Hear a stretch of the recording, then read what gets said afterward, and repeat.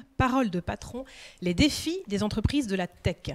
Au programme de ce rendez-vous, les témoignages passionnants de 5 chefs d'entreprise et experts de la tech avec un grand T. On va parler Legal Tech, RH Tech, Clean Tech, Biotech, bref, la tech sous toutes ses coutures et ses enjeux, que ce soit en termes d'innovation, de financement, de croissance organique, externe ou encore de recrutement. Bref, un programme assez dense pour ce débat organisé par la Lettre M en partenariat avec le cabinet de conseil Deloitte, représenté aujourd'hui par Hugues Desgranges. Vous êtes associé responsable région Méditerranée pour Deloitte. Bonjour et merci d'être avec nous. Bonjour à toutes, bonjour à tous. Je suis ravi de vous retrouver ici à Montpellier pour une nouvelle édition de notre partenariat Lettre M Deloitte sur ce plateau Parole de patron qui a connu des grands succès dans les éditions précédentes. Et aujourd'hui, comme vous l'avez dit Stéphanie, nous allons parler de la tech sous tous ses angles. Donc je ne prends pas plus de temps et je laisse la parole dès à présent à nos 5 intervenants aujourd'hui sur le thème de la tech. Et nous vous retrouverons à l'issue de ces débats pour pouvoir recueillir vos impressions sur les échanges. Et sans plus attendre, je vous propose de découvrir les bio-express de nos invités. Le trentenaire Loïc Soubeyran a déjà plusieurs success stories entrepreneuriales à son actif. En 2010, il cofonde la société montpelliéraine Teads, spécialisée dans la création de publicités digitales. En 2016, Altis rachète Teads pour 285 millions d'euros. Dans la foulée, le serial entrepreneur s'attaque à la dématérialisation des tickets restaurants avec Launcher, ensuite rebaptisé Swile. En 2021, la société lève 175 millions d'euros et devient une licorne. L'ingénieux Yannick Chaz fait ses armes chez Beam Analytics.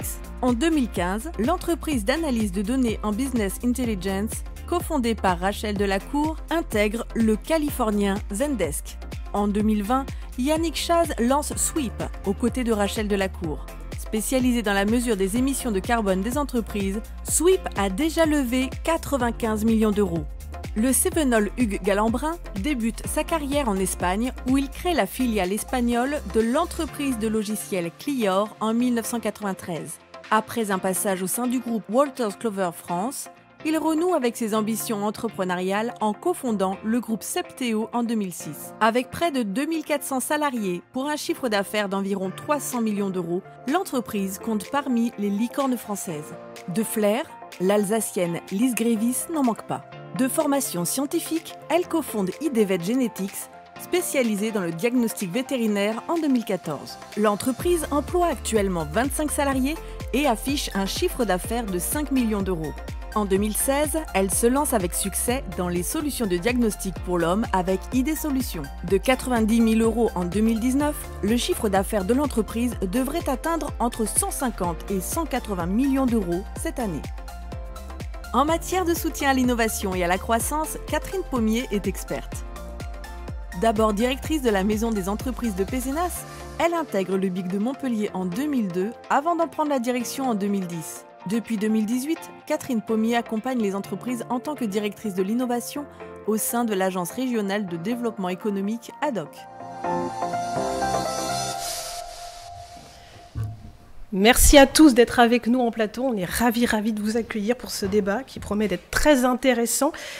Et on va se lancer tout de suite. Moi, la première question que j'ai envie de vous poser, c'est par rapport à la genèse des entreprises, notamment dans la techno, où c'est encore peut-être plus vrai qu'ailleurs, de l'innovation. Comment on passe d'une idée passionnante à une innovation technologique qui rencontre vraiment un besoin du marché? Loïc Soubeyran, commençons par vous chez Swile.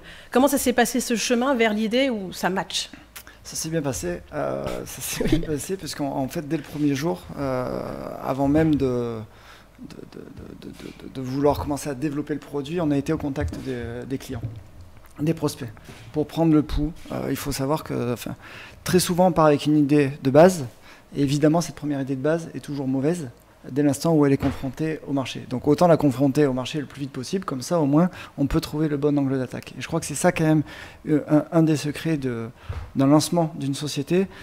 On a très souvent l'image de certains entrepreneurs qui passent 18 mois dans un garage et qui font le crash test au bout de 18 mois. Non, peut-être que passer de 18 mois à 2 semaines, c'est peut-être une, en tout cas, des premières clés à activer. C'est pas la seule, mais c'est une des premières clés à activer. Donc se confronter le plus tôt possible au client final, au oui, marché. et puis non seulement se confronter, et puis surtout on a tous cette image en tête des entrepreneurs hyper résilients dans l'adversité, se prendre des noms et des portes à longueur de journée. Mais il ne faut pas confondre résilience avec entêtement. Et l'idée, c'est vraiment écouter de manière sincère le client, non pas forcément dans la solution qu'il vous propose, mais en tout cas dans le problème sur lequel il est confronté. Il vous dira toujours la vérité de toute façon. Et du coup, ne pas chercher à forcer la porte. Si ça passe pas, c'est qu'on n'a pas trouvé le bon angle d'attaque. Donc il faut être hyper agile et contourner les obstacles en permanence. D'accord, donc ne rien lâcher c'est bien, mais il faut quand même pouvoir revoir un petit peu sa copie et être à l'écoute des besoins. Yannick Chaz, vous avez lancé avec Rachel Delacour notamment Sweep en 2020, on le rappelle, on l'a vu dans la BioExpress, c'est une plateforme digitale qui propose de mesurer les émissions carbone des entreprises, des ETI, mais pas que, des boîtes plus petites aussi. Vous êtes arrivé à un moment donné où on peut considérer qu'il y a eu une sorte d'alignement des planètes parce que le marché était finalement prêt pour ces thématiques. La crise sanitaire en la matière a un petit peu aidé. Il y a eu une prise de conscience générale. Est-ce que c'est le sentiment que vous avez eu que le timing là, il était parfait pour Sweep? Alors au départ, c'est surtout la mission, quand on a regardé un petit peu les problèmes importants à régler pour ce siècle à venir, on s'est rendu compte que le carbone était urgent, était un sujet urgent à traiter. Et le marché n'était pas à ce moment-là prêt. On a commencé à discuter avec des prospects de la même manière, en leur disant voilà, c'est le genre de choses qu'on aimerait mettre en place, etc.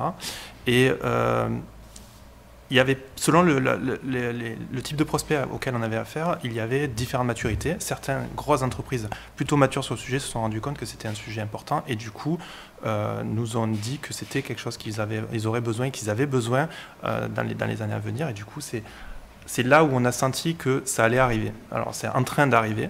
Techniquement, cette année, c'est pas encore fait. Donc, ça va venir dans les années qui arrivent, je pense. Et puis, je pense que la pression réglementaire va s'accentuer, ce qui va pousser les entreprises à aller encore plus sur ce sujet-là. Mais à l'époque, c'était pas encore défini. Voilà, mais disons qu'on espère que le cadre réglementaire et ses évolutions vont porter votre solution. A priori, ça sera favorable pour Sweep. Et ça sera favorable pour la planète aussi. On est d'accord. Lise Grévis, comment ça s'est passé chez ID Solutions? Vous, j'ai plus envie de vous demander un témoignage parce que la croissance de Sweep, d'ID Solutions en l'occurrence, est assez fulgurante. On l'a vu dans la bio. En 2019, 90 000 € de chiffre d'affaires, vous développez des tests de diagnostic, notamment en oncologie, c'est votre cœur de métier. Puis la crise sanitaire arrive, on manque de tests PCR. Vous, les vôtres, ils permettent de détecter la Covid. Et là, on arrive 2020, 50 millions d'euros de chiffre d'affaires. On est quand même sur des échelles de grandeur assez impressionnantes. Vous vous y attendiez? Alors, pas du tout. On a été très surpris. Ce qui est génial aujourd'hui, c'est que je peux parler de PCR et tout le monde comprend ce que c'est grâce au Covid. Ce qui se passe effectivement, c'est qu'à cette époque-là, ID Solutions, on a notre gamme oncologie prête à commercialiser et la base de notre technologie est la PCR.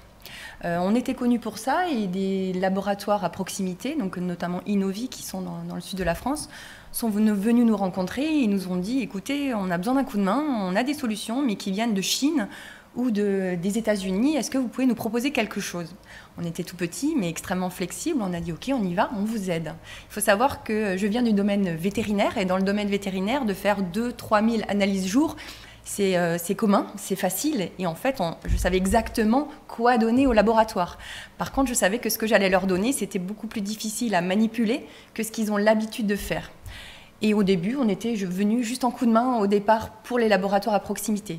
Ce qui s'est passé, c'est que ça s'est enflammé et surtout que notre techno hyper flexible, hyper rapide, elle a plu à tous les laboratoires de biologie médicale de France qui nous ont fait confiance et aujourd'hui, on est implanté dans presque 70% des laboratoires.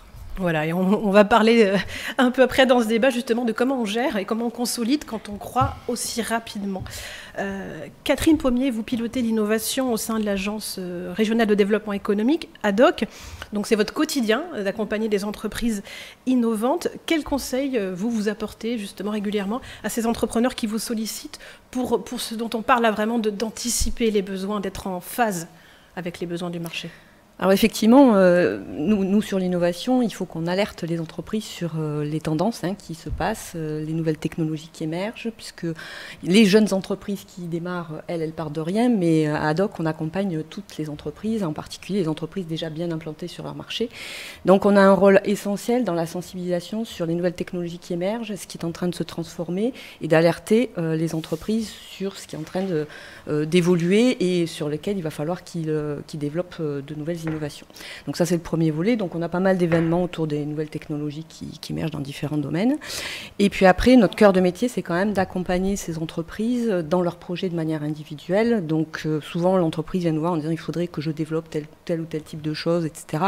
Et donc là, on a une équipe de 40 personnes au sein de la direction innovation, tous des ingénieurs, des docteurs très spécialisés dans divers domaines. Et là, on va aider l'entreprise à structurer le projet, le séquencer dans le temps. Parce qu'effectivement, on veut une ambition, on veut arriver à développer une certaine chose, mais on va aider l'entreprise à structurer dans le temps, séquencer le projet étape par étape. Comme l'a dit Loïc tout à l'heure, d'abord on confronte au marché, on essaie d'avoir les premiers retours, on ne dépense pas 10 millions d'euros d'emblée sur une idée de concept. On commence à y aller étape par étape, donc on structure, on vérifie la proposition de valeur, on vérifie la propriété aussi intellectuelle s'il y en a à faire ou pas, et ensuite on va jusqu'à la mise en relation avec des partenaires techniques, par exemple, puisqu'on repère ce que sait faire l'entreprise, ce qu'elle ne sait pas faire.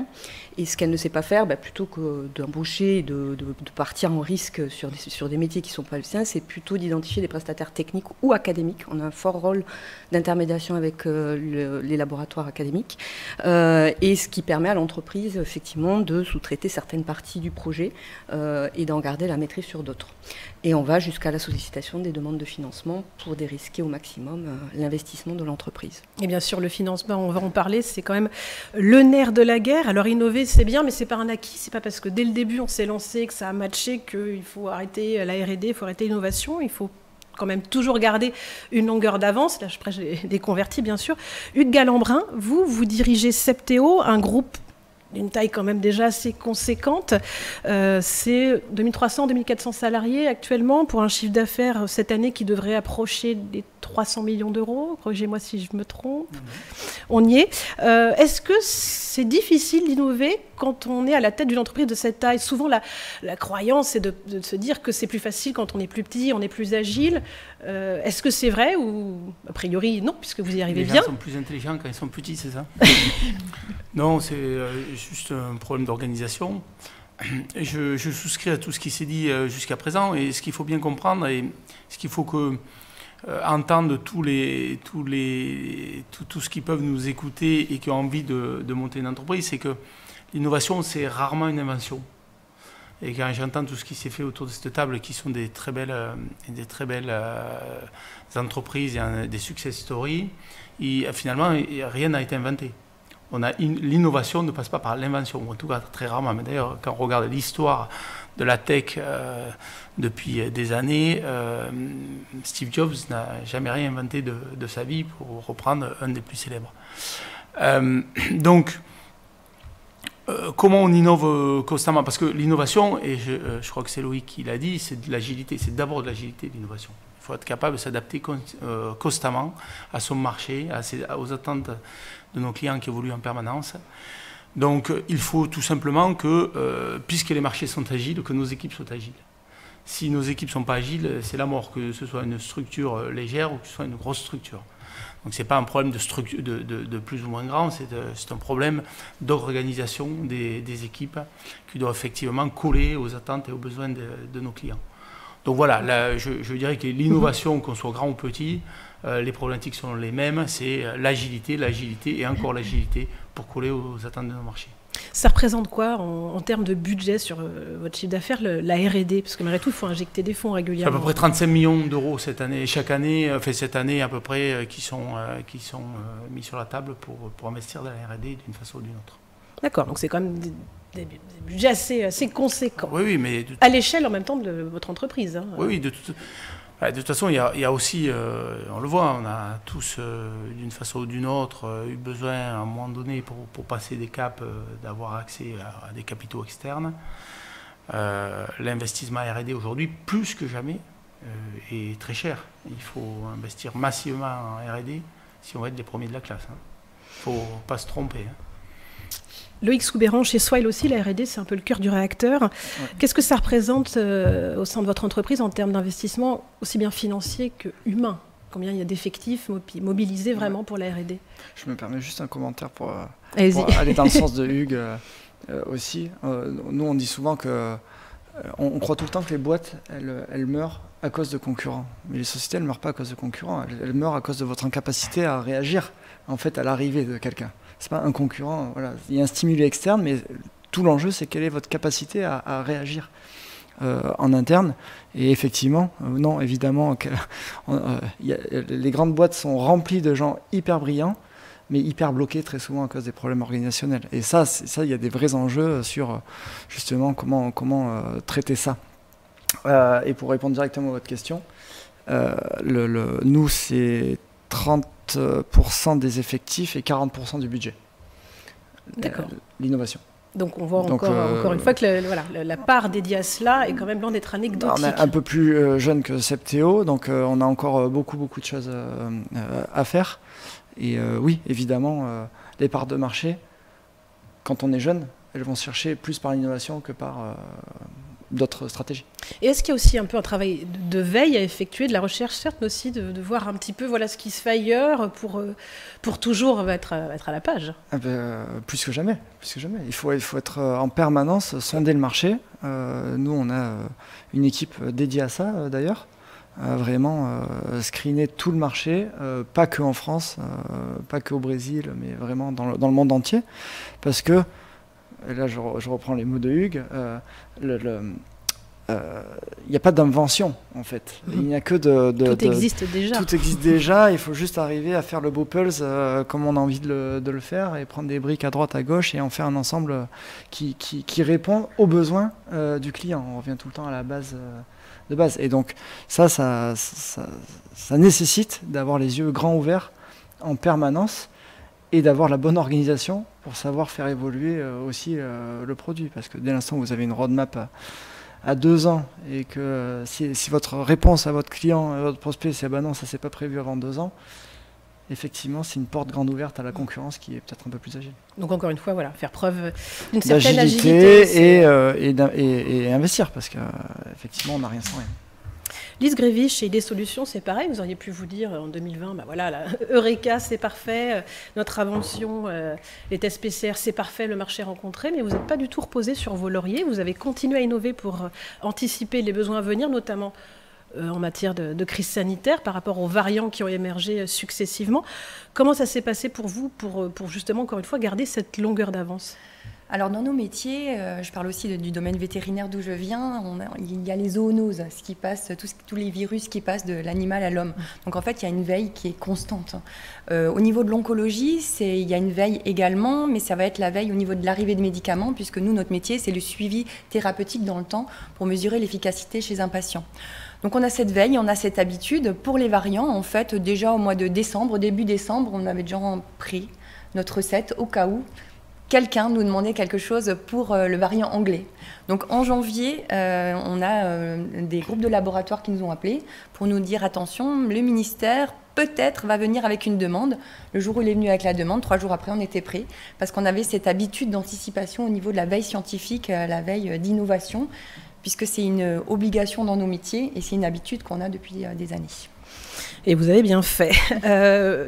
On l'a dit, c'est investir, c'est des financements. Ça passe pour beaucoup d'entre vous, on l'a vu par des levées de fonds, c'est souvent l'option privilégiée. Yannick Chasse, chez Sweep, plus de 90 millions d'euros ont été levés en 1 an environ. Comment vous avez appréhendé cette étape ? Alors vous savez, il y a plusieurs manières de rendre une société viable. On peut tout à fait créer un business qui croît organiquement en faisant rentrer du revenu des clients et puis petit à petit construire le business sur le long terme. Mais en général, on va privilégier surtout dans la tech des levées de fonds pour accélérer en fait. L'argent, ça permet de contracter le temps et d'arriver sur un marché plus vite. Et il faut aller vite sur les marchés nouveaux. Nous, on est sur un marché nouveau. La mesure carbone, c'est quelque chose qui est en train d'apparaître. Et donc, si on veut être les premiers avec un produit qui soit suffisamment fonctionnel et complet pour répondre aux besoins du marché, il faut aller vite. Et donc, la levée de fonds c'est un outil assez efficace pour contracter le temps, permettant d'aller vite en fait. Ça a été facile de convaincre les investisseurs de participer au tour de table? C'est jamais facile de convaincre un investisseur. Vous n'allez pas me dire oui. C'est plutôt des partenaires. Il faut voir les investisseurs comme des partenaires parce que c'est des gens que vous allez avoir à votre board pendant les 10-15 prochaines années si la boîte fonctionne bien. Et c'est plutôt, il faut leur montrer ce que vous voulez faire, il faut leur expliquer, il faut montrer que vous avez une idée en tête bien précise qui correspond à un besoin avec un marché en face. Et ensuite, c'est plus, surtout en ce moment où il y a peut-être un peu moins maintenant avec la situation macroéconomique, mais il y avait beaucoup de liquidités dans les marchés du capital risque privé. Et donc, du coup, c'était plus un échange pour trouver les bonnes personnes qui allaient correspondre à ce que vous avez besoin pour développer votre boîte. Il ne faut pas oublier non plus que ces gens-là sont des conseillers. Une fois qu'ils sont à votre board, ce n'est pas juste des investisseurs qui sont là pour vous bloquer. Au contraire, ils sont là pour vous amener du réseau, pour vous aider, pour vous accompagner tout au long de la vie de l'entreprise. C'est vrai qu'on résume souvent la levée de fonds à une pure opération de financement. Bon, c'est ce qu'elle est en premier lieu, mais pas uniquement. On intègre aussi des expertises extérieures du réseau qui profitent à l'entreprise. Hugues Galambrin, Septéo aussi a ouvert son capital. C'était en 2020 avec l'arrivée du fonds britannique HG. C'était une étape nécessaire pour poursuivre votre stratégie de croissance? Nécessaire, je ne sais pas, mais en tout cas mûrement réfléchi. Puisque Septéo était une belle ETI, mais qui gagnait de l'argent, gagnait suffisamment, et on pouvait continuer comme ça longtemps. La question qui se posait, c'était comment on passe un cap. Comment d'une belle ETI nationale, on devient un leader européen, voire mondial, dans nos domaines, j'entends. Donc, il n'y a pas 36 solutions, et je crois d'ailleurs qu'on est un peu frileux en France sur cette question-là. Ouvrir son capital, on a un capitalisme patrimonial qui est un petit peu exacerbé, ou en tout cas qui vient de notre culture judéo-chrétienne très forte, et je crois que c'est une erreur si on veut se développer vite.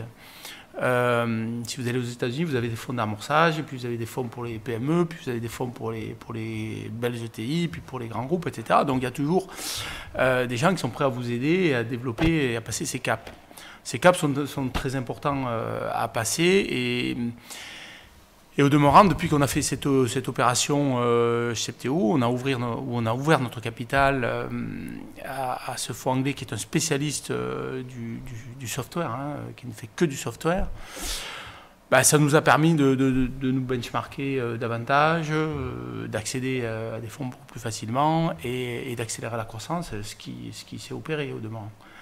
Donc je pense que je ne sais pas si c'est nécessaire, mais en fait ça dépend un petit peu le projet d'entreprise que vous avez vous associer à un moment donné.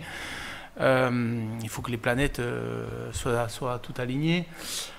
Mais en tout cas, il ne faut pas avoir peur en tout cas d'ouvrir son capital et de faire entrer d'autres personnes. Et puis l'intelligence, elle est ailleurs, elle n'est pas que chez soi. Il faut regarder un peu les autres, on s'aperçoit qu'il y en a partout.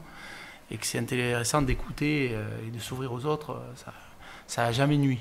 Voilà. Donc comme pour Sweep, vous avez quand même choisi un fonds qui était pertinent, qui avait une expertise dans votre domaine d'activité. Ça a quand même pesé dans la balance. Ce n'était pas juste les liquidités, la force de frappe. Non, c'était pour le coup, il y avait, on aurait pu, au niveau de développement des Septéo, on aurait pu faire largement monter les enchères sur ces questions-là, et on a choisi un fonds qui était spécialisé, parce qu'on a créé Septéo à 3.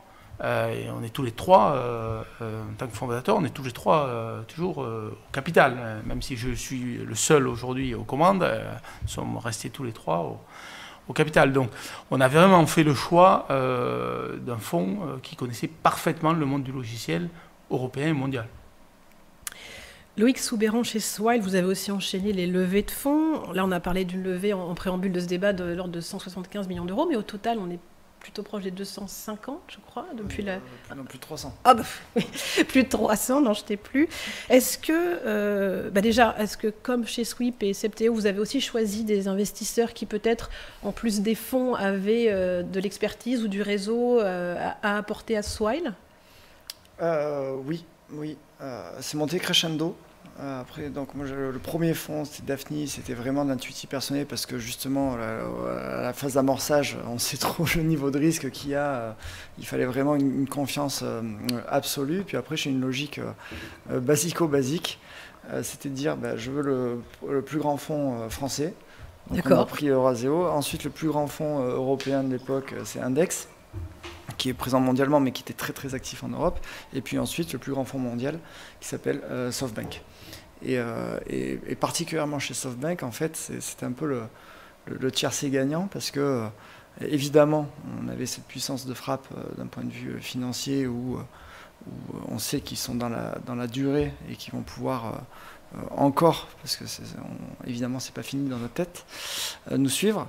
Mais j'ai découvert leurs associés, donc pour pas les citer, il y a Michel Combe qui est à notre board, qui est quand même un capitaine d'industrie, qui connaît extrêmement bien le tissu économique français et qui nous aide énormément sur tous ces sujets, à la fois de réseau et aussi des sujets d'acquisition, c'est un ancien directeur financier. Et puis le partenaire brésilien, qui est un ancien du monde des titres restaurants, qui connaît du coup l'industrie en Amérique du Sud par cœur. Et donc il nous ouvre des portes partout. Donc, voilà. Donc, le choix de SoftBank a été absolument une évidence. C'était même ceux qui étaient en premier dans ma liste. Effectivement, vous le rappeliez, vous aviez donc Michel Combe qui était assez aussi aguerri en termes d'acquisition, puisque Swile croit aussi de manière externe, avec des acquisitions de sociétés. Est-ce que c'est plus facile de convaincre des investisseurs quand on jouit d'une certaine aura comme vous? Il y avait eu Tides avant. Est-ce que finalement, il y a quand même une confiance qui est déjà un petit peu là? Sur l'amorçage, évidemment, puisqu'on est dans l'intuitif personnel, donc il y a quand même cette relation de confiance qui existe. Donc je pense que ça joue à 99% en fait, parce qu'on sait, l'investisseur qui nous suit en amorçage sait très bien qu'on va changer 14 fois d'idée. Donc ce n'est que de l'intuitif personnel. Et puis non, après, très clairement, plus ça va, moins c'est le cas. À un moment donné, évidemment, les lois des nombres reprennent le dessus, les lois du projet reprennent le dessus. Et évidemment, il faut que la case équipe soit cochée. Mais ça devient une variable parmi d'autres. Catherine Pommier, en parallèle des levées de fonds, du prêt bancaire, la région et ADOC propose aussi des aides à l'innovation. Est-ce que vous pouvez nous en dire un mot sur ces dispositifs qui existent ? Alors effectivement, ADOC, c'est l'Agence de développement économique de la région, donc on opère et on distribue quelque part les dispositifs de financement de la région. Il faut savoir qu'il y a à peu près 4500 entreprises qui passent chaque année par l'agence, mais sur tout type de métier. Sur l'innovation, on doit être à peu près à 800 entreprises. Et ces entreprises-là, donc, on va les accompagner à mobiliser les dispositifs de financement en fonction de leur projet. Donc nous, sur l'innovation, on va activer des dispositifs régionaux qui sont les contrats innovation, contrats expertise. D'ailleurs, tu en as eu un au tout début. Et l'idée, effectivement, donc, pour vous donner un ordre d'idée, en 2021, sur les dispositifs innovation, on a monté des dossiers pour un total de 50 millions d'euros sur l'année, qui représentait 115 millions d'euros d'investissement R&D. Puisque ça finance les dépenses R&D, les salaires, les sous-traitances qu'on peut avoir avec des prestataires techniques, etc. Donc effectivement, ces dispositifs, alors il y a aussi des dispositifs pour s'internationaliser, des dispositifs pour investir dans du matériel ou de l'immobilier. Et donc voilà, l'agence est là pour aider l'entreprise à se repérer dans le bon dispositif au sein de la région à activer. Et puis on aide quand il n'y a pas de dispositif associé, on va aller chercher d'autres dispositifs chez BPI France, dans les appels à projets France 2030, etc. Oui, avoir le soutien de la région, c'est aussi un sésame pour aller solliciter d'autres aides. Alors, on regarde d'abord, effectivement, si en région, on a de quoi aider l'entreprise. Et après, en fonction des projets et de l'envergure des projets, on peut compléter avec d'autres dispositifs plutôt nationaux à ce moment-là, ou européens. Garder cette longueur d'avance, c'est du financement pour notamment payer des salaires, les forces vives, la matière grise. Comment attirer et garder ces talents je reviens vers vous, Loïc. Une des clés, selon vous, c'est de bien travailler sa culture d'entreprise. Donc, justement, chez Swile, comment vous la cultivez, si je peux me permettre? La culture, il faut vraiment Donc, effectivement, là, il y a une vraie guerre des talents qui se passe au niveau mondial même. où l'enjeu pour les patrons d'entreprise et les RH, il y a un enjeu d'acquisition, il y a un enjeu de rétention.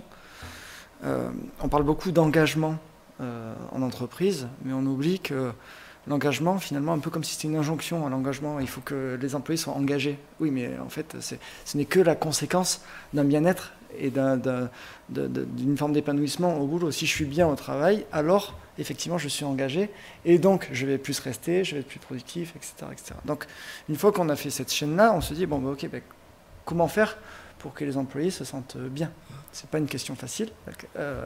Mais c'est pas juste un baby-foot. Non, certainement pas.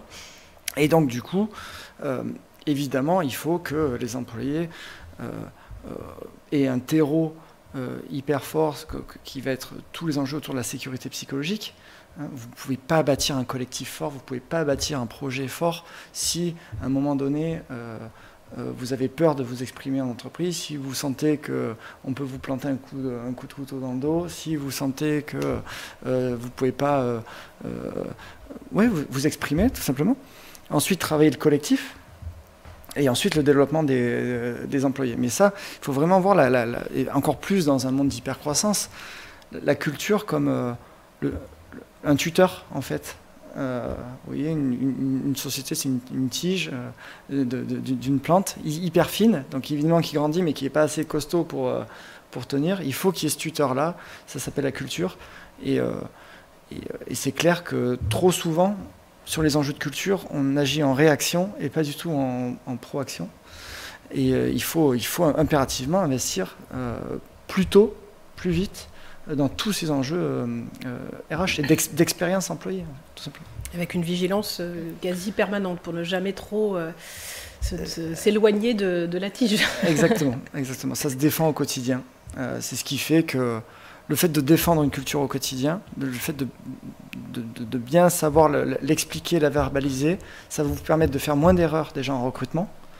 Et ensuite, ça vous évitera aussi qu'il n'y ait pas des années-lumière de décalage entre ce que vous affichez sur votre mur et ce que vos employés vivent dans la vraie vie du quotidien d'entreprise. Restez cohérent.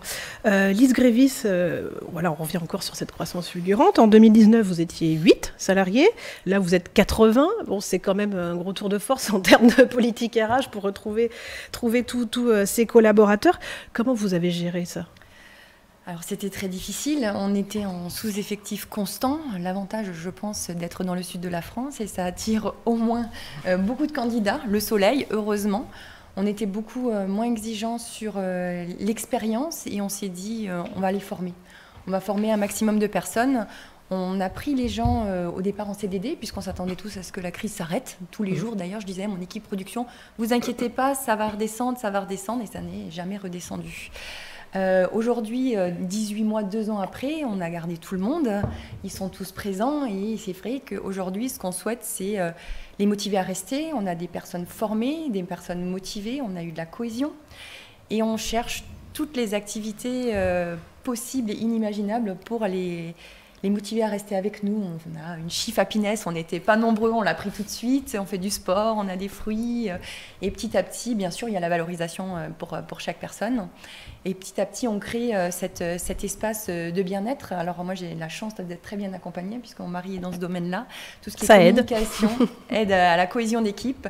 Et j'ai vraiment ça, on va dire, en moi depuis toujours. Et ça aide beaucoup, parce que le plus difficile dans la structure et pour avoir l'agilité au niveau de toutes les innovations, c'est l'homme. C'est l'homme. Et si on ne les a pas, on ne fait rien.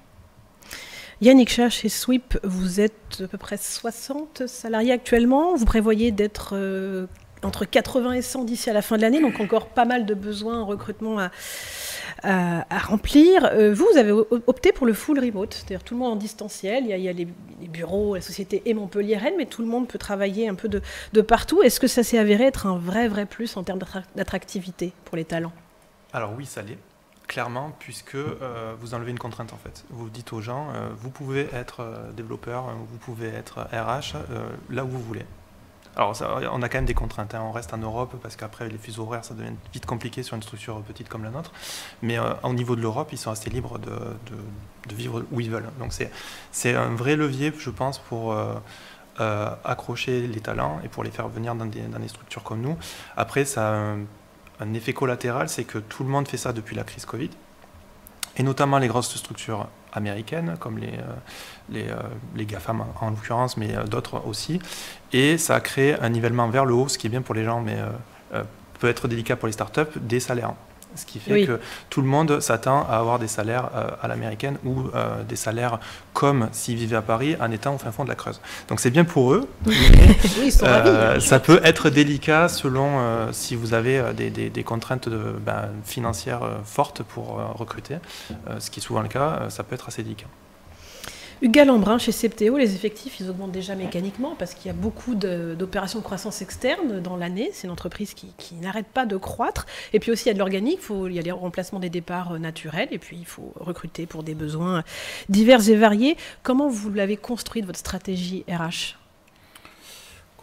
C'est difficile de rentrer sur ce sujet sans faire du yaka faucon. Je pense que chacun a son expérience en la matière et c'est une problématique très compliquée. C'est pour ça qu'on a des DRH et qu'on a de plus en plus des DRH stratèges. C'est un métier. C'est un vrai métier. Après, bon, là, par exemple, il y a eu un choix de full remote. Moi, je suis persuadé que dans le monde qui nous entoure, qui est de plus en plus morcelé, exposé à la solitude, il y a aussi un besoin de lien social très fort. On le sent d'ailleurs dans la crise du Covid. Finalement, ce qui a le plus marqué les gens, c'est de se retrouver un petit peu tout seul, déconnecté de son environnement quotidien. Donc tant qu'on sera homme avec un grand H, femme ou homme, je pense que le lien social sera très fort. Donc le remote est une possibilité. Elle doit être, je crois que toutes les entreprises de la tech l'offrent, et je pense qu'on ne peut pas faire impasse là-dessus. Il n'empêche qu'on est obligé d'offrir une vie sociale lorsqu'on vient dans l'entreprise qui soit assez riche pour que, exactement comme ça a été dit autour de cette table, chaque collaborateur puisse vivre lorsqu'il vient, non plus au bureau, mais dans un espace de vie, je dirais, puissent trouver quelque chose qu'ils n'ont pas tous les matins lorsqu'en pyjama, ils font des lignes de code devant leurs ordinateurs. Donc, et puis il n'y a pas que des développeurs dans les entreprises de tech, hein. Il y a toute autre chose aussi. Il y a des chefs produits, bref. Donc je pense qu'il faut lier tout ça, et c'est vrai qu'il y a une vraie... il y a aujourd'hui un besoin de travail hybride. Quand on dit travail hybride, c'est... Je veux plus de contraintes de lieu et je veux plus de contraintes de temps de travail. Donc, quid d'ailleurs de la fameuse des 35 heures ou des 39 heures ou des 40 heures, ça va poser un vrai sujet de même, parce que ça va à un moment donné redescendre sur le juridique et les contrats de travail. Mais puisque je veux plus d'heures de travail et puisque je veux plus de contraintes de lieu, mais je veux quand même de temps en temps voir mes copains parce que j'adore voir mes copains. Parce que c'est mais sympa. que quand je vois mes copains, j'ai envie de pouvoir faire des after-work avec eux, mais que je veux avoir des fruits et faire du sport, hein, c'est ce que tu as dit. Faire.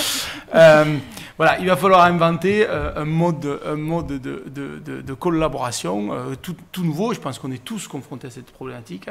Plus de carte talent, plus d'inflation, puis on aura on ne peut pas ouvrir une chaîne d'information sans entendre parler de l'inflation et des salaires. Donc il faut qu'on invente un nouvel environnement qui n'est pas forcément un lieu de travail, qui est un lieu d'épanouissement dans le développement de nos entreprises. Alors, on l'a dit aussi, je crois que Loïc a parlé de sens ou d'engagement. Évidemment, il va falloir aussi que nos collaborateurs trouvent du sens dans ce qu'ils font, dans leur mission. Alors, c'est d'autant plus vrai aujourd'hui qu'on est quasiment en plein emploi, hein, on peut le dire. En tout cas, sur les profils dans la tech, on n'est même pas en plein emploi, on est en pénurie vous cherchez d'ingénieurs, hein, puisque je crois qu'il manque une dizaine de milliers d'ingénieurs en France. Donc il est clair qu'il va falloir qu'on réinvente un environnement. Ça passe aussi par les rémunérations. Il va falloir rémunérer, puisqu'ils ne veulent pas de lieu et de durée de travail, il va falloir qu'on travaille plus aux objectifs. Si on travaille plus aux objectifs, il va falloir qu'on réinvente la façon dont les collaborateurs seront rémunérés d'eux-mêmes. Donc il va falloir on va utiliser un terme barbare, qui est un plan de rémunération variable, soit beaucoup plus adapté, qu'on soit développeur, qu'on soit au support ou qu'on soit commercial. C'était déjà plus avancé chez les commerciaux. Il va falloir développer ça. Il va falloir développer aussi la participation. Chez Septéo, on verse un peu plus de 7 millions de participations annuelles. Et il y a l'actionnariat salarié, il y a toutes ces possibilités-là qui arrivent en force pour pouvoir rémunérer les collaborateurs, non plus sur le nombre d'heures de travail effectuées, mais sur l'objectif de la performance. D'ailleurs, c'est pas sûr d'ailleurs que les mauvais collaborateurs aient beaucoup de sens à trouver là-dedans, parce qu'on va rémunérer de plus en plus la performance à l'objectif, puisque de toute façon, ça va se voir. Voilà. Donc tant mieux, ça va tirer vers le haut.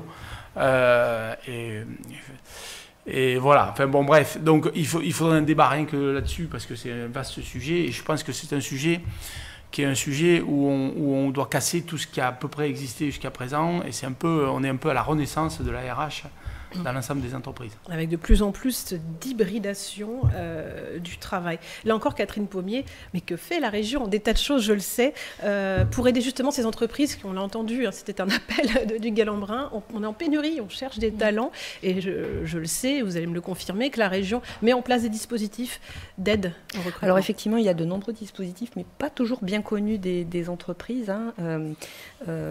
Donc ça va du simple appui pour attirer des talents de haut niveau, ça peut être une prise en charge à 50% du chasseur de tête. Et du coup, ça permet effectivement à l'entreprise de faire venir des profils, parce que ça coûte très cher. Hein. Moi, quand je discute avec les chefs d'entreprise qu'on accompagne, il y en a qui me disent que c'est jusqu'à 100 000 € le budget pour faire venir. Bon, ils veulent des talents dans leur domaine voilà, spécifique, mais pour faire venir, quand on compte la prise en charge du loyer pendant la période d'essai, c'est un budget assez conséquent. Donc il y a ces dispositifs-là d'accompagnement de la région. Et puis au-delà de ça, la région finance la formation continue.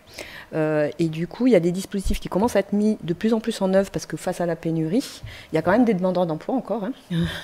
C'est malheureux, mais il y a encore des gens qui sont un peu éloignés de l'emploi. Et donc, il y a des dispositifs qui permettent de former des demandeurs d'emploi au métier que recherche l'entreprise. Alors, c'est des formations qui peuvent aller jusqu'à 18 mois, mais ça permet au moins de pallier le minimum qu'on peut rechercher, notamment sur peut-être pas des ingénieurs Bac+5 ou des docteurs, mais en tout cas, je sais que sur la santé, il y a beaucoup de pénuries sur les techniciens Bac+2. Vous êtes nombreux à me dire, on ne trouve pas de technicien. Moi, je ne veux pas forcément un docteur, je veux juste un technicien. Et voilà, typiquement, ce sont des dispositifs qui peuvent être mis en œuvre, d'aller chercher des demandeurs d'emploi, travailler avec Pôle emploi, et la région, dans ses services, met en œuvre, met en machine toute l'ingénierie de formation autour de ça. Et nous, donc à DOC, on a une petite cellule qui est en train de se constituer pour recueillir effectivement tous les besoins que peuvent présenter les entreprises et aller introduire auprès des services de la région sur la partie formation, introduire le dossier auprès de la région. Voilà. Et puis il y a aussi le pacte pour l'embauche là, qui est en train d'être présenté partout dans tous les départements. Donc j'invite les entreprises à aller rencontrer. Donc c'est Jalil Benabdillah et Marie Castro qui font le tour de tous les départements. À Montpellier, c'est le 2 juin après-midi à la Cité de l'économie des métiers de demain. Donc c'est la volonté aussi de la région d'embarquer toutes les entreprises dans cette logique d'emploi, de faciliter l'emploi, et surtout, maintenant qu'on a du mal à recruter, peut-être aller chercher dans les réserves des personnes éloignées de l'emploi et peut-être s'engager aussi collectivement à faire en sorte que ces 7% là qui restent ne deviennent plus que 2 ou 3%, voire 0%. Donc effectivement, Carole Delgal avait annoncé ce fameux pacte pour l'embauche qui est en cours de montage. Je voulais qu'on fasse un petit pas de côté, mais c'est un défi aussi, donc ça s'inscrit complètement dans ce débat, avec vous, Lise Grévis, sur la place de la femme en tant que chef d'entreprise et dans la tech. C'est pas encore la majorité des chefs d'entreprise, les femmes, dans la tech peut-être encore moins. Est-ce que ça reste compliqué ? Alors je vais parler de mon expérience parce que c'est vrai que c'est une question qu'on nous pose régulièrement. Donc moi, je viens du domaine vétérinaire, comme je disais, mais surtout du domaine bovin. Donc en fait, j'ai évolué avec, on va dire, vraiment le rustique, voilà, et devoir faire ses preuves, surtout en tant que femme jeune dans ce domaine-là, c'était pas évident. Donc je pense qu'on apprend à faire ses armes, mais par contre, depuis que je suis chef d'entreprise, je suis plutôt agréablement surprise. Je trouve que, surtout la nouvelle génération des chefs d'entreprise, c'est extrêmement simple. Je ne sens aucune difficulté ou différence. On le sent beaucoup plus avec l'ancienne génération, pas tout le monde bien sûr, où on doit un peu plus montrer. On a l'impression qu'on passe un entretien pro à chaque fois qu'on se présente. Encore maintenant ? Voilà, encore maintenant, oui. Ça dépend, voilà, je pense, de l'éducation de chacun et peut-être de l'âge. En tout cas, dans les nouvelles générations. Et aujourd'hui, je pense que la femme entrepreneur a sa place. Il faut un peu de caractère, un peu beaucoup, mais comme toute personne, pas particulièrement une femme. Bon, on rassure quand même ces personnes qui nous écoutent et qui ne le savent peut-être pas. Il y en a quand même certaines, notamment en région. On a des belles boîtes, notamment dans la santé. On a Nawalouz Rennes pour Sensorion. On a Célia Belline pour Silcare. Si on sort de la santé, voilà, il y a Aline Saïd pour Iteka. Enfin voilà, il y a quand même des belles pépites dirigées par des femmes. Vous, Catherine Pommier, qui voyez beaucoup d'entreprises donc toquer à votre porte, est-ce que vous partagez ce point de vue de Lise Grévis, qui a quand même encore une belle marge de progression ? Alors, dans le numérique, il y a une marge de progression parce qu'on voit beaucoup de femmes chefs d'entreprise dans le domaine de la santé, dans le domaine de l'agro. Mais dans le numérique, il y a encore des marges de progression. C'est un métier qui reste quand même très masculin. Il y a Rachel qui est l'exception qui confirme la règle. Rachel Delacour chez Sweet. Mais à la base, Rachel, elle n'est pas numérique dans son profil. Mais voilà, il y a beaucoup de... Et comme le numérique quand même représente beaucoup de dossiers dans le domaine de l'innovation, hein, c'est un des secteurs où il y a beaucoup d'innovation. Avec la santé, en tout cas nous en région, c'est ce qu'on voit. C'est ce qui tire vraiment l'innovation, numérique et santé. Donc voilà, il y a encore des marges de progression. En revanche, moi ce que je peux dire de mon expérience d'accompagnatrice, c'est que les femmes chefs d'entreprise, elles ont peu d'échecs. Alors, il y a de très belles réussites menées par des hommes. Ça n'enlève rien aux hommes. J'ai rarement vu une boîte montée par une femme ne pas marcher. Elles sont résilientes, elles sont agiles, elles font tout en douceur et elles font leur petit chemin. Elles sont moins spectaculaires, on va dire, mais ça. Enfin, moi, je pense à des dossiers comme des entreprises comme Texia, Aquafadas. Voilà, c'était des femmes qui pilotaient ces entreprises-là et qui les ont amenées très haut, quoi. Avis aux investisseurs, allez voir les femmes chefs d'entreprise, ça se passera bien aussi. On a un très bel exemple. Oui, on a une belle illustration avec vous, Lise. Une dernière question peut-être en quelques mots, parce qu'on court un petit peu après le temps, que j'ai envie de poser à chacun d'entre vous. C'est, voilà, quel est votre prochain défi? Qu'est-ce que vous avez en ligne de mire, là tout de suite, Hugues Galambrin? Là tout de suite Allez déjeuner. Pas forcément dans l'heure, mais votre prochain gros défi en ligne de mire. Ben, c'est marrant parce que quand vous m'avez présenté en tant que Sevenol.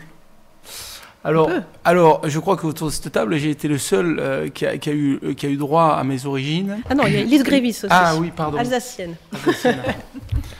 Pardon. Non, mais Alsacienne à Montpellier, on s'en fout un peu. Dès que Sevenol, ça a du sens. Non, mais je dis, moi, j'adorerais créer un grand leader mondial. C'est ce qu'on est en train d'essayer de faire. Et oui. Avec un siège social à Montpellier.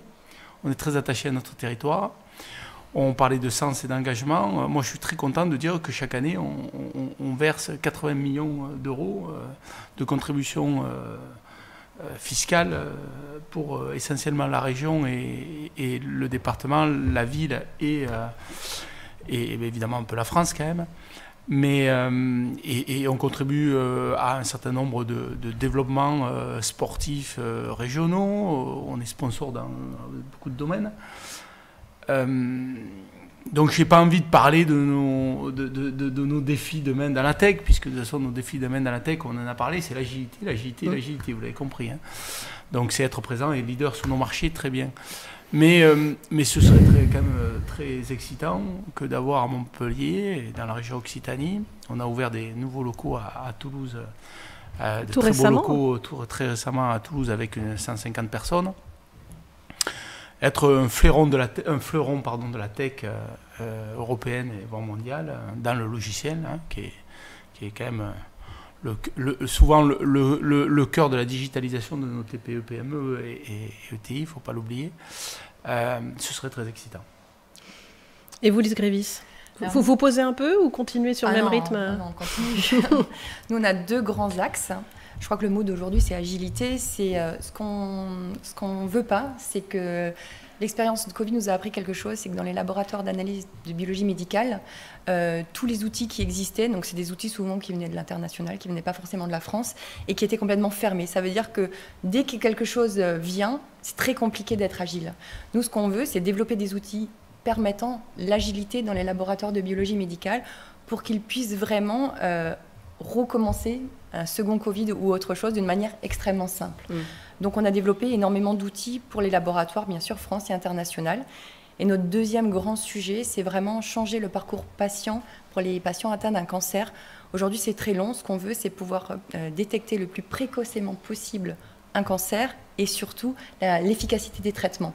Donc ça, c'est notre gros sujet et notre gros intérêt pour les années à venir. Yannick Chasse, chez Sweep, même question.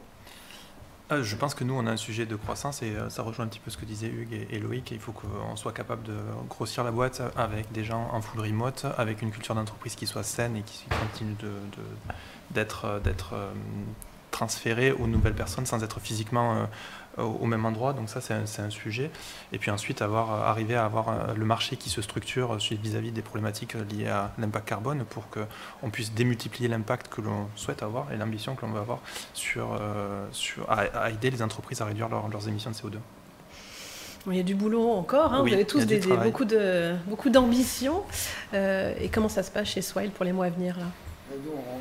On continue depuis le premier jour à vouloir construire ce grand projet avec des ambitions mondiales, donc dans cette hyper-croissance responsable, ne pas faire l'hyper-croissance à tout prix. Ça nécessite beaucoup d'attention.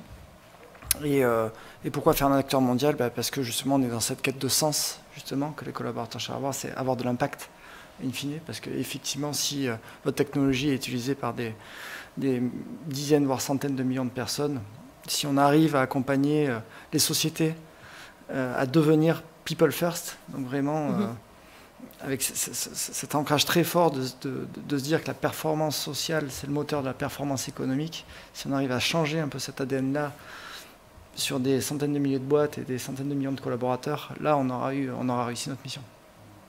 Et vous, Catherine Pommier, chez Haddock?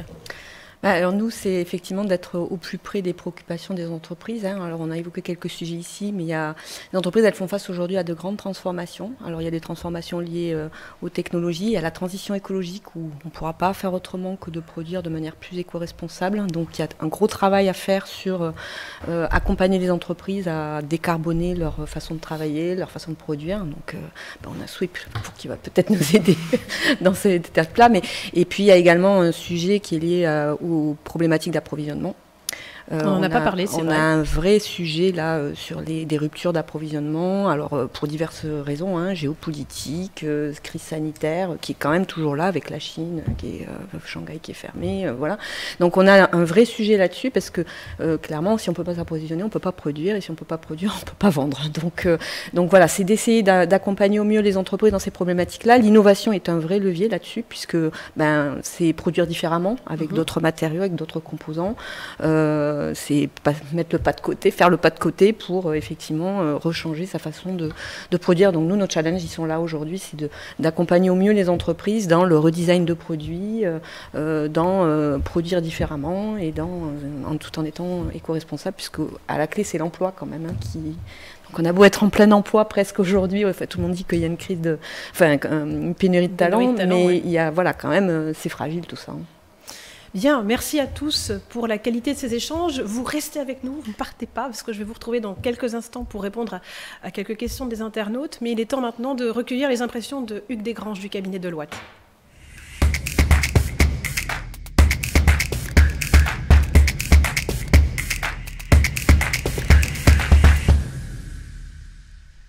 Bien. Merci d'avoir suivi ce débat de qualité. J'espère que vous serez d'accord avec moi, mais j'en doute pas. Qu'est-ce que vous en avez pensé, justement ? Alors, si je me place, vous savez, donc Deloitte accompagne les entreprises technologiques sur de nombreux sujets, que ce soit les rapprochements d'entreprises, leur structuration juridique, financière, la gestion des risques, etc. C'est vrai également ici à Montpellier, quelques centaines de mètres d'ici de ce studio, on a une trentaine de collaborateurs sur ces sujets-là. Donc si je croise notre vision Deloitte, avec ce que j'ai entendu aujourd'hui de ce débat, je retiens 2 sujets. Je retiens un premier thème, qui est un thème qui tourne autour de RSE, développement durable, donc des sujets de diversité, de parité, de climat. Et ça, c'est un sujet, on l'a vu dans les échanges et on l'a vu dans les prises de parole des chefs d'entreprise. Je trouve que c'est un sujet qui a beaucoup changé dans les 2 ou 3 dernières années. On est passé d'un monde du respect de la réglementation, donc attention, je vais utiliser un gros mot anglais, de la compliance, à aujourd'hui un sujet qui est dans l'agenda des chefs d'entreprise, des comités de direction. Les questions qui se posent aujourd'hui, c'est en quoi ces thèmes-là vont influencer mon business model demain, en quoi j'ai un concurrent, on l'a dit, qui va arriver avec une nouvelle approche, et donc moi, il faut que je l'anticipe. Et vraiment, on l'a senti dans les discours aujourd'hui, et nous, on le sent dans l'accompagnement qu'on fait des entreprises. Ce thème a vraiment changé de catégorie, a changé d'agenda et a changé de niveau d'agenda dans les entreprises. Le deuxième thème, et c'est ce que j'ai entendu aujourd'hui aussi, c'est le capital humain. Vous avez parlé, enfin les chefs d'entreprise ont parlé recrutement, on parlait rétention. J'ai entendu qu'il fallait donner du sens aux collaborateurs. Je suis alors personnellement complètement d'accord et complètement convaincu de ça. Ça fait le lien avec le thème précédent, puisque aujourd'hui on a des jeunes générations qui sont très attachées à ces notions de climat, qui sont très attachées à ces notions de responsabilité sociale d'entreprise. Donc ça veut dire qu'il faut qu'on les écoute, je pense, parce qu'ils ont plein de bonnes idées. En fait, il faut que nous, chefs d'entreprise, on soit aussi capables de mettre en place ces changements-là et de répondre à leurs attentes. Et on voit que, au-delà des sujets plus classiques de financement, et on va peut-être en parler juste après, Stéphanie, cette notion de ressources humaines, de capital humain, elle devient absolument clé parce qu'on a évidemment besoin de ces collaborateurs pour préparer demain. Et oui, le capital humain et le capital financier tout court, vous l'avez dit, c'est vrai que c'est une des étapes clés dans la vie d'une entreprise sur laquelle le cabinet Deloitte prodigue ses conseils, apporte son expertise. Quand est-ce qu'il faut y aller concrètement? Quand est-ce que vous conseillez à une entreprise qui vient vous voir d'opter pour une levée de fonds ou au contraire, là, non, c'est pas le moment? Alors je crois que vous avez entendu quelques témoignages, Stéphanie, ou quelques expériences. Chacun a donné son expérience autour de la table pour expliquer comment ça s'était passé et quand ça s'était passé. On est dans un monde dans lequel aujourd'hui il y a énormément de capitaux, ça a été dit, 25 milliards de levée de fonds en 2021, plus 20% par rapport à 2019, avant Covid. 2022 reste un peu plus incertain, mais en tous les cas, ça c'est les chiffres du moment, ou des dernières semaines, ou des derniers mois. Donc il y a ces capitaux. Je pense que la levée de fonds, il y a différentes phases, et là aussi ça a été dit, il y a du capital amorçage, capital développement, etc. Donc chacun doit trouver son moment. Moi je pense que c'est, et je vais reprendre un mot qui a été utilisé, c'est un partenariat, et ça c'est très important. Donc ça veut dire que c'est du sur-mesure. Donc oui, effectivement, il faut écouter, se faire accompagner, etc. Pour moi, c'est un engagement. Donc si j'ose un parallèle, c'est une forme de PAX. Donc ça veut dire qu'il faut 2 éléments importants dans cet engagement. Il faut un petit peu de règles, donc un cadre, un contrat, et puis il faut de l'envie. Donc je pense que quand on se pose la question de quand, il faut vraiment rester sur ces 2 thèmes-là, qui sont 2 thèmes essentiels. Merci beaucoup pour ces éclairages, Hugues Desgranges. Merci au cabinet Deloitte d'être partenaire de cet événement. Et puis, avant de conclure complètement ce rendez-vous, eh bien, on va répondre aux questions de nos internautes.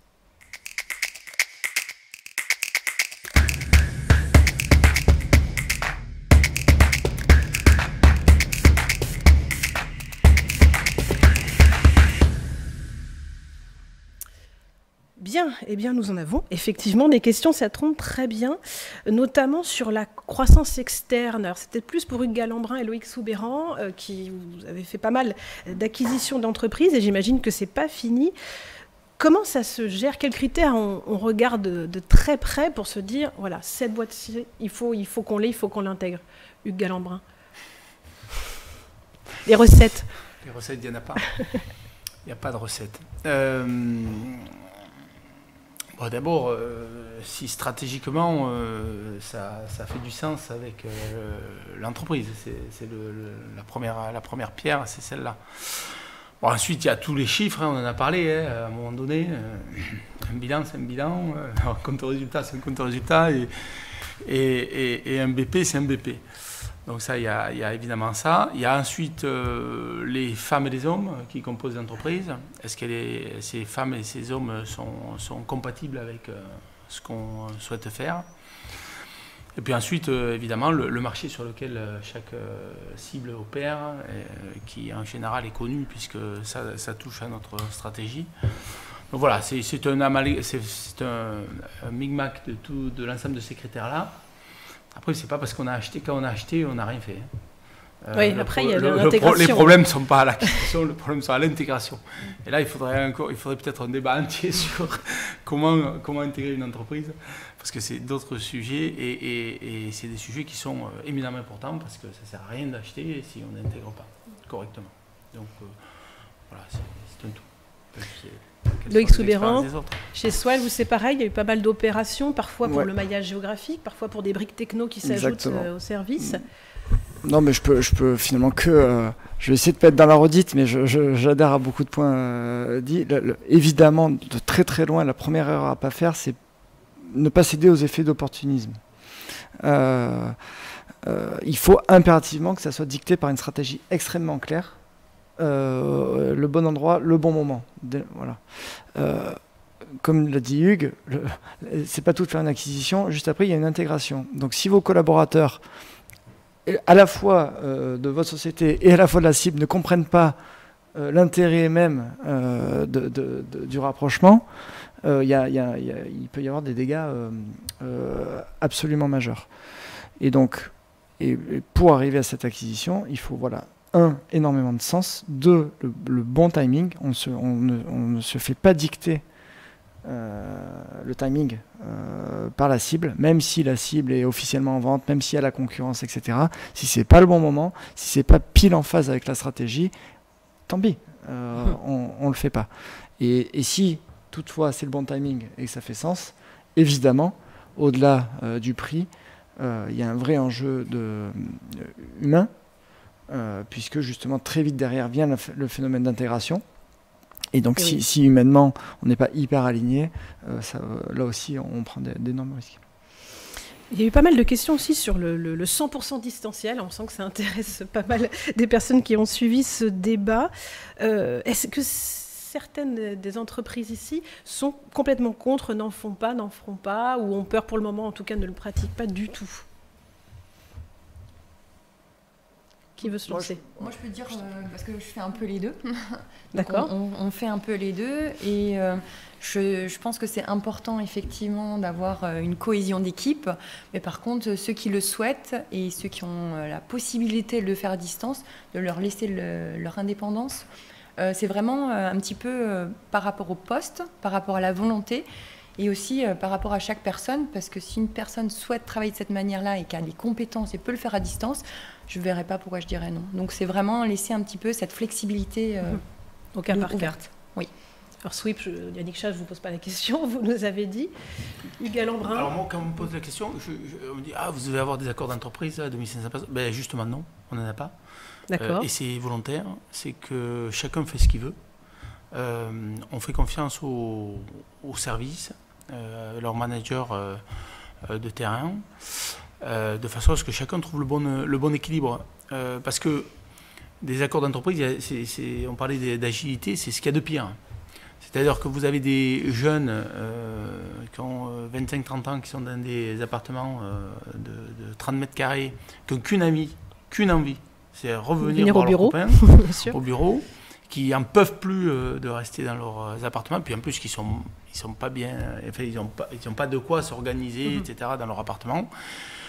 Et puis parce qu'ils ont envie de voir du monde. Et puis vous avez au contraire des collaborateurs qui sont plus éloignés de l'entreprise et qui ne comprennent pas pourquoi ils doivent faire 1 heure de bouchon tous les matins pour venir au bureau, et c'est complètement débile.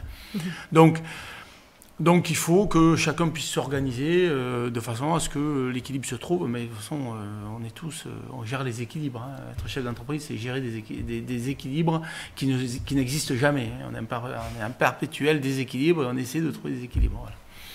Loïc Soubeyran, chez Swile.